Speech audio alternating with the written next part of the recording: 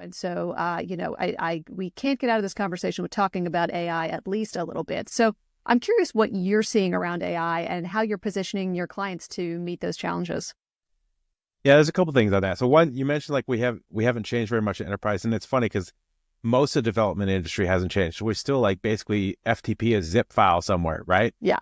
And that's basically what most of the cloud providers do. They take the zip from your GitHub and then they build it and then they FTP it to their servers, right? Where it gets different is with Zephyr and being able to decompose and version things and all that. That gets really interesting. And that fits into the LLM conversation too, because a lot of people talk to us about generative UI. Like, how am I going to use generative UI in a reliable way, because they're not comfortable enough to let it just, roam on their user experience because they don't know what's going to happen. When you start to use generative AI together with Zephyr, now you kind of have that security of being able to version things, understand the impact, and be able to roll back much more easily. And then when you can unleash it on smaller pieces of your application at once, it also reduces your risk, right?